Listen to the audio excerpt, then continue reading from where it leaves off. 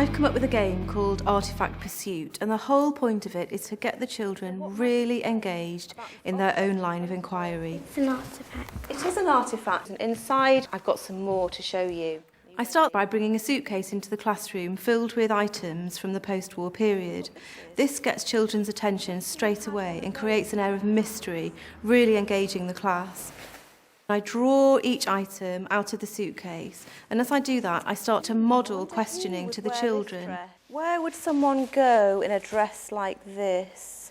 Merle, would you place that dress in square number 3? Basically, it's a board game. Each group has a large counter and they throw their dice. Whichever number it lands on, they take their counter to the square with that number. They take the artefact back to their table where they're able to examine it more closely. I'd like you to visit 4 squares and record your questions and answers on your card, and I'd like you to do that in 35 minutes. I expect the children to visit a certain number of squares within a time limit. This makes it more exciting, it feels like a game, and it keeps them on task.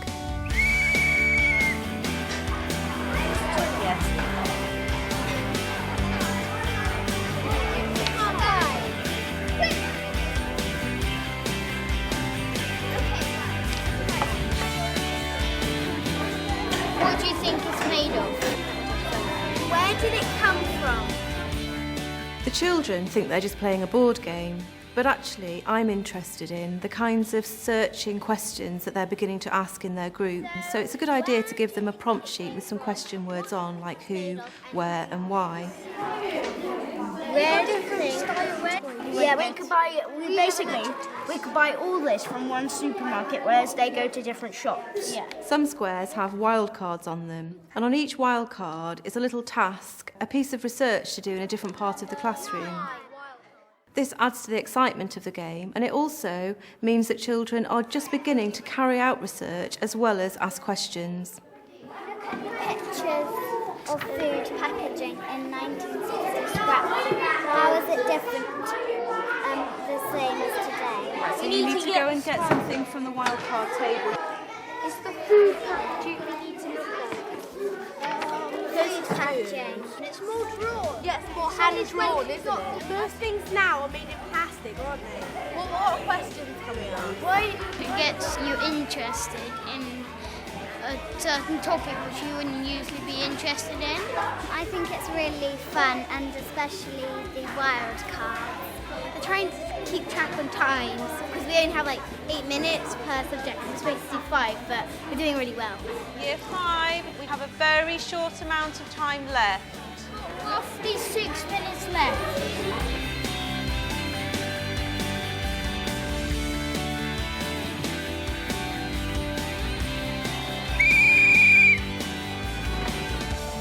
Okay, your game of Artifact Pursuit is over. Well done. Now, did you rise to the challenge? In subsequent lessons, these questions that they've asked themselves will be put into research projects that the children will carry out, and that gives them a really big sense of satisfaction. Excellent. Who managed more than 4? Wow, this is a great lesson idea because the children love it, it gets them moving around, and they're able to engage with actual artefacts from the past, which is really memorable learning for them.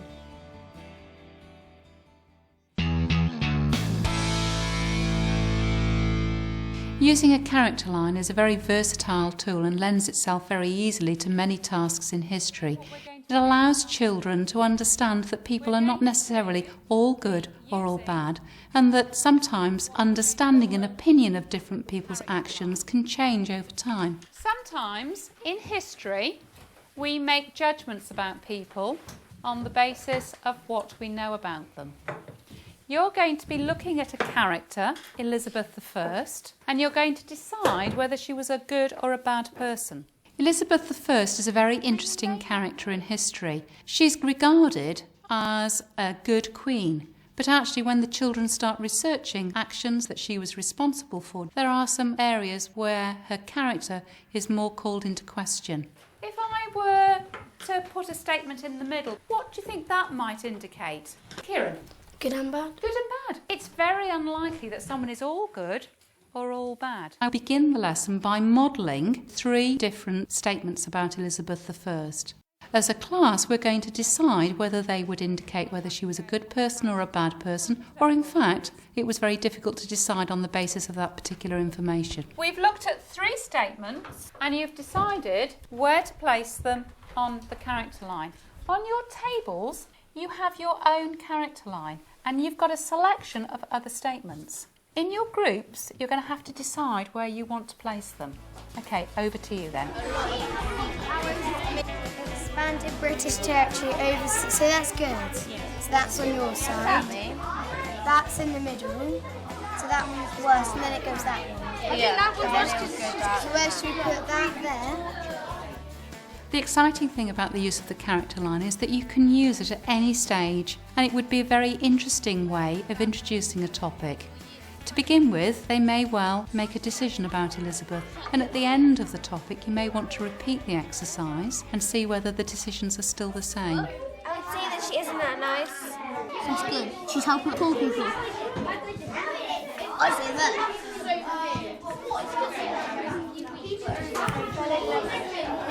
Earl of Leicester. That one. After a few weeks. Yeah.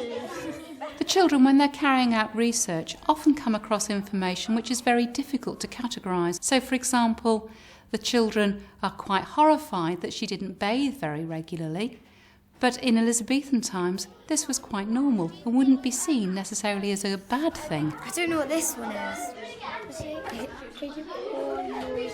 That's it. It's like healing the good people. Created poor laws. That one in the middle, so you don't know what it means. I don't think it's important that the children have any prior knowledge. I'm going to be providing them with this information on this occasion. But in a similar exercise, it could be that you are asking children to carry out research independently or in groups and bring that information ready to start the task. Yeah, she was the first person who actually felt that there was some need to look after people that were less fortunate than others. So she created benefits for people that needed help. Children are often surprised that Elizabeth, who is often shown in a good light, was actually responsible for things that the children regard as really quite gruesome. For example, she was responsible for imprisoning her sister for 20 years. So looking at your character line, that's pretty grim as well. But actually you think it was even worse action when she had her killed? Yeah. Yes? Right, okay. Good. At least she's alive there. Yes. You can, if you wish, end this type of lesson on a vote. This is a very immediate way of both me and the children arriving at a conclusion as to what it is that children have decided. That means there are some groups that haven't voted. Why is that? Because she's done about the same amount of good things as she has bad. So was she neither good nor bad? Was she a mixture? We're going to create another category. Put your hands up if you think you feel that she would be in this category. The character line will enable the children to develop their inquiry skills. Children are looking at the information and they're having to evaluate it. This is very important as they progress in their understanding of historical events. That's every group.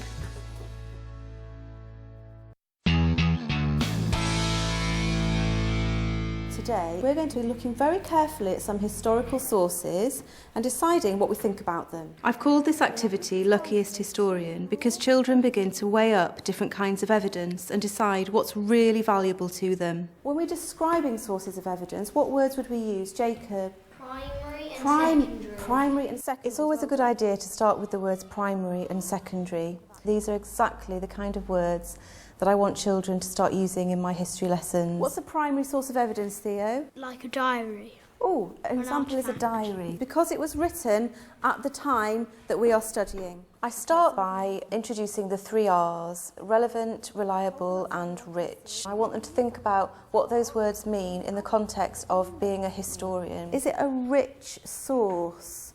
What might that mean? Tom? It's got lots of detail in it, the kind of detail that you want. That's exactly right. A rich source of evidence will have lots and lots of detail that will tell us what it was like to live in that time. One of the points of this lesson is to really challenge the assumption that children often make that printed and published sources of evidence are the most valuable ones. In this envelope, I've got a collection of historical sources of evidence cards that you're going to sort through today according to those words that we've looked at. Okay, some of them are primary and some of them are secondary.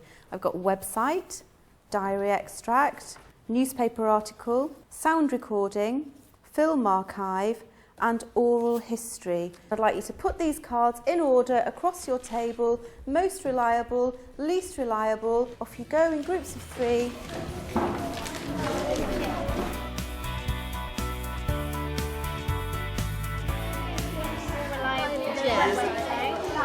We might actually go in there.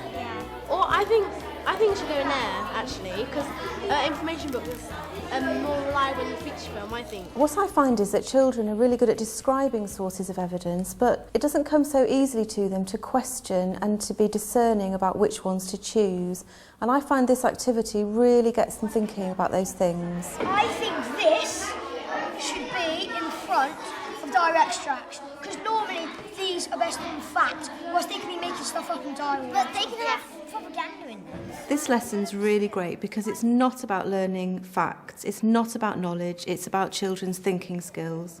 It's about ordering, it's about making choices and it's about discussion. Matthew, can you explain to me why you've put film archive as a very reliable source of evidence? Well, it's very hard to forge a film from the time, because if you're like making a fake film archive, it takes a lot of doing. Next, I would do the same exercise again, but this time thinking about the sources of evidence, not in terms of reliability, but in terms of their richness.